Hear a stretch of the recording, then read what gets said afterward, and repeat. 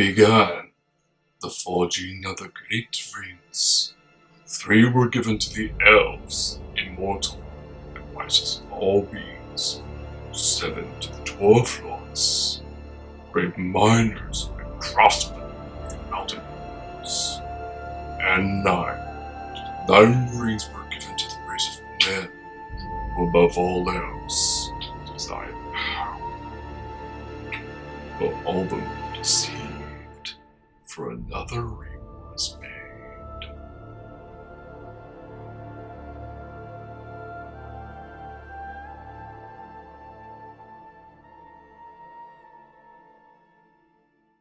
What is going on, everyone? I'm Tyler Shelton. This is Coffee with a Beer Reviewer. I'm your friendly neighborhood coffee snob. And today, folks, is going to be a very different episode on my channel, as I'm talking about Amazon's Lord of the Rings of Power. So, let's get started. Lord of the Rings that we all know and love is actually based on the Third Age, the very end of the Third Age and onto the Fourth Age. But this is mainly focused on the Second Age of Middle-earth and Numenor. And a lot of people don't know that much about Numenor, but when it comes to the works by J.R.R. Tolkien, he's made a vast universe, like much more than we've ever seen in both Lord of the Rings and The Hobbit. So like, I am ecstatic that we're actually getting another Lord of the Rings project. But you know what? This is not technically Lord of the Rings. It's not like actual like Lord of the Rings books, because they're taking a lot more that has actually come from the Silmarillion, Unfinished Tales, the Tales of Beleriand and Luthien. So like, there's a lot of these different kinds of stories that Tolkien has written in his lifetime. So like, when you think of Lord of the Rings, you're just going like Lord of the Rings that came out 20 years ago. And you also think of The Hobbit. So like, with a franchise like this, is that like, the IP is there. Like, when you hear Lord of the Rings, it's like, I know what that is. But if you say Rings of Power, you're like, that could mean a lot of things.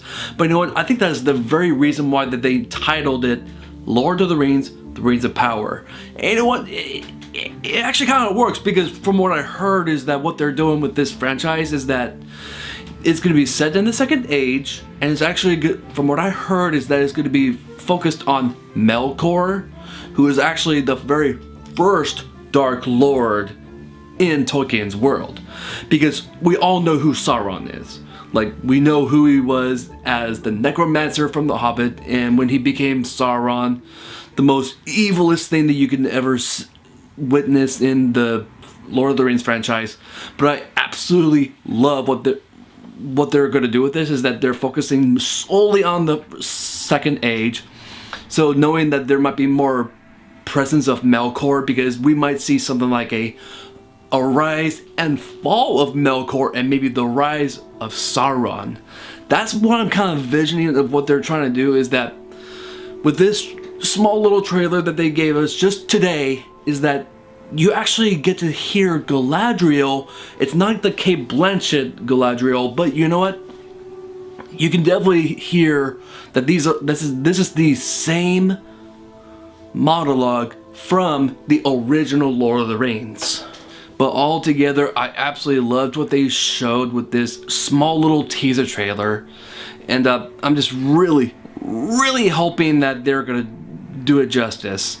But yeah, like I told you before, I'm a little bit fearful of this series, and I'm hopeful for this series. So hopefully it will be good. A lot of passion will be put into it. That this title card is actually being done practically, not through visual effects, just all practical, which I absolutely love it when people do that, when they do more practical effects than just doing like computer enhanced stuff. I mean, I wouldn't be surprised if maybe like when it comes down to the finished project that they might do some visual effects stuff here. But either way, is that like, one of my biggest fears is that the creators are not going to be passionate enough for this franchise, because Lord of the Rings is by far one of the most beloved trilogies in recent memory.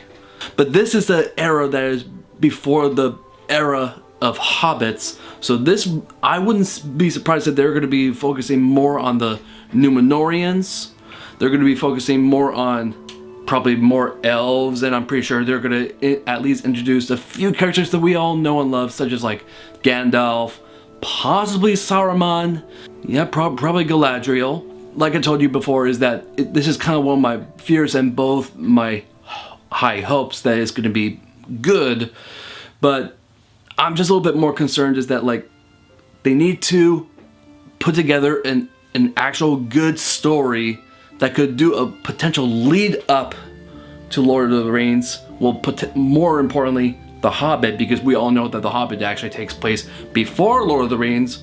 I grew up on these movies. Don't do it dirty. So that was my video for Amazon's Lord of the Rings, The Rings of Power. So I just want to say thank you so much for watching this video. If you have not yet done so, please subscribe to my channel as it really helps me out. And if you like what you saw, please press that like button. Don't do the dislike button. That's a bad one. But anyways, thank you so much for watching. Keep on drinking coffee, and I'll see you guys next time.